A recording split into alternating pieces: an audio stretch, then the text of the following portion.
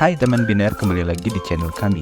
Pada video kali ini, kita akan berbagi tentang tips dan trik cara membuat visi misi perusahaan. Langsung saja, meskipun kedua pernyataan tersebut membantu menentukan karakter dan kepribadian perusahaan Anda, ada beberapa perbedaan utama antara pernyataan visi dan pernyataan misi. Pernyataan misi menggambarkan apa yang dilakukan perusahaan Anda saat ini. Ini terdiri dari 3 bagian, yaitu apa yang Anda lakukan, bagaimana Anda melakukannya, dan mengapa Anda melakukannya. Selanjutnya, pernyataan visi menguraikan tujuan dan aspirasi jangka panjang dari perusahaan untuk masa depan dalam hal pertumbuhan jangka panjang dan dampaknya terhadap dunia. Misi Anda menentukan apa yang organisasi Anda lakukan dan apa yang Anda perjuangkan. Sementara pernyataan visi Anda berbicara tentang tujuan dan cita-cita yang Anda untuk masa depan. Pernyataan visi harus mencerminkan kepribadian perusahaan. Namun, ada beberapa ciri yang dimiliki oleh semua pernyataan visi yang hebat. Betapapun uniknya sebuah pernyataan dalam hal ukuran, bentuk, atau struktur, pernyataan visi yang baik haruslah yang pertama itu yang ambisius, yang kedua bisa dilakukan, yang ketiga luas, yang keempat strategis. Lalu apakah ambisius itu? Tujuan dari pernyataan visi adalah untuk menginspirasi karyawan, investor, dan pelanggan untuk percaya pada misi perusahaan Anda. Yang kedua yaitu bisa dilakukan. Meskipun visi Anda harus ambisius agar bisa menginspirasi, itu tidak boleh terlalu jauh dari jangkauan sehingga terasa mustahil. Yang ketiga, luas. Pernyataan visi menghubungkan misi perusahaan Anda dengan tujuan, tetapi itu bukanlah tujuan itu sendiri. Yang keempat yaitu strategis. Jangan mencoba menjejalkan setiap detail visi Anda ke dalam pernyataan visi. Bersikaplah strategis dalam memilih ide yang dirasa paling relevan dan menarik bagi pemangku kepentingan Anda. Lalu bagaimanakah cara menulis pernyataan visi? Di sini ada 4 cara menulis pernyataan visi yang baik dan benar. Yang pertama yaitu berkolaborasi. Kumpulkan para pemimpin dari sebuah organisasi untuk berpartisipasi dalam brainstorm pernyataan visi dan jalankan draft oleh orang-orang yang sama untuk mendapatkan dukungan pada pernyataan visi akhir Anda. Yang kedua yaitu tulis dulu, selanjutnya edit kemudian. Jangan mencoba menulis pernyataan visi yang ringkas dan dibuat dengan baik. Letakkan semua yang Anda pikirkan di atas kertas sekecil apapun. Anda mungkin tidak melihat nilai dalam ide tertentu saat terlintas di benak Anda. Tetapi jika Anda tetap menuliskannya, ide tersebut dapat memicu ide yang lebih baik di kemudian hari. Yang ketiga, pisahkan pernyataan visi Anda sendiri. Banyak orang yang memiliki pernyataan visi pribadi yang mencerminkan tujuan masing-masing. Dan jika Anda pemilik bisnis, pernyataan visi kami mungkin tumpang tindih dengan visi perusahaan Anda. Penting untuk memisahkan aspirasi pribadi dan visi perusahaan, sehingga pernyataan visi perusahaan Anda adalah sesuatu yang dapat dihubungkan dan dirasakan oleh seluruh perusahaan Anda. Yang keempat, hindari kata kunci dan jargon. Menggunakan bahasa industri membuat merek terasa menyendiri dan tidak dapat diakses, bahkan oleh orang-orang dalam industri tersebut. Jadi sebaiknya Anda menggunakan bahasa yang sederhana, karena bahasa yang sederhana selalu lebih kuat daripada jargon. Selanjutnya ada 7 langkah untuk menulis pernyataan visi perusahaan Anda. Yang pertama yaitu identifikasi pemangku kepentingan yang penting. Pernyataan visi Anda berbicara atas nama seluruh perusahaan. Jadi, buatlah daftar rekan pendiri, sesama eksekutif, dan karyawan tingkat tinggi yang dapat membantu menyusun dan menyempurnakan pernyataan sehingga mewakili organisasi Anda secara keseluruhan. Yang kedua yaitu mulailah dengan daftar kata kunci.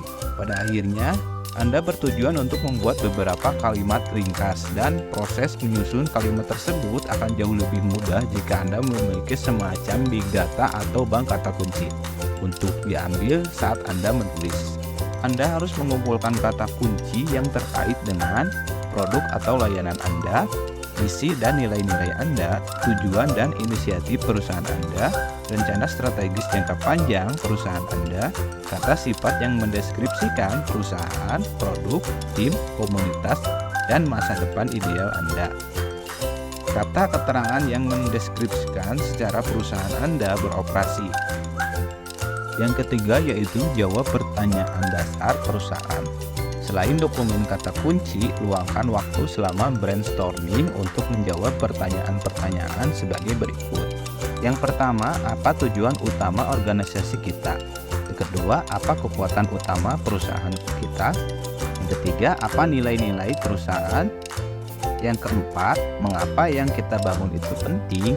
Dan yang kelima, bagaimana kita ingin membuat perbedaan sebagai sebuah perusahaan. Selanjutnya, urutkan jawaban Anda berdasarkan kepentingan. Pada saat Anda selesai melakukan brainstorming, Anda harus sudah memiliki banyak hal yang telah ditulis.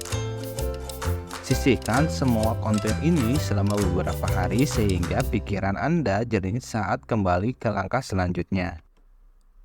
Nomor 5, tulis visi perusahaan Anda dalam bentuk panjang. Di akhir langkah kelima, Anda akan memiliki big data yang lebih kecil dari frasa, ide, kata kunci, dan jawaban paling penting untuk pertanyaan dasar perusahaan. Langkah Anda selanjutnya adalah mengatur ide-ide ini menjadi kalimat yang mengalir secara logis dan disusun sesuai dengan prioritas perusahaan Anda.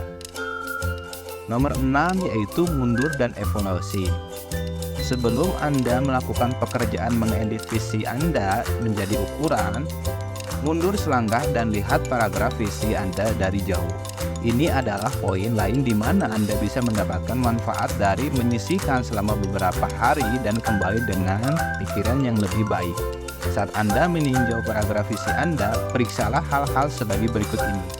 Yang pertama, apakah cukup ambisius?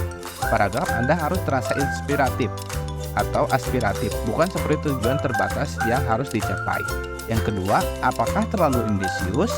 Pastikan Anda mencapai keseimbangan antara idealis dan tidak realistis.